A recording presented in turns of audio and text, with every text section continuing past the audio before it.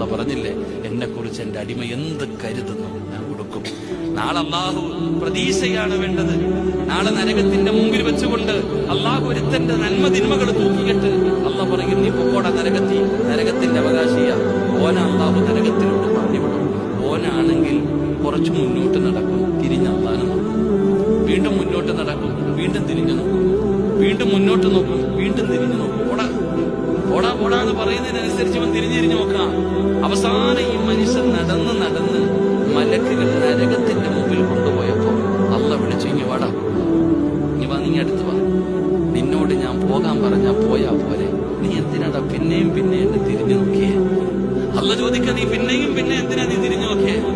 അല്ല പടച്ചോനെ, അള്ളാഹുവേ, നിന്റെ അടിമ കരയുന്നത് നിനക്കിഷ്ടമല്ല. അല്ല, ഞാൻ ദുനിയാവിൽ പഠിച്ചിട്ടുണ്ട്, അള്ളാഹുവേ, നിന്റെ അടിമ കരയുന്നത് നിനക്കിഷ്ടമല്ല.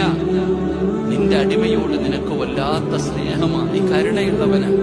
പടച്ചോനെ, ഞാനിങ്ങനെ നിന്റെ മുഖത്തേക്ക് കരഞ്ഞുകൊണ്ട് നോക്കുമ്പോ എന്റെ സങ്കടം കണ്ടിട്ട് കേറി പോടാ എന്ന് പറഞ്ഞേക്കുമോ എന്ന് വിചാരിച്ചിട്ട് നോക്കിയതാണ്.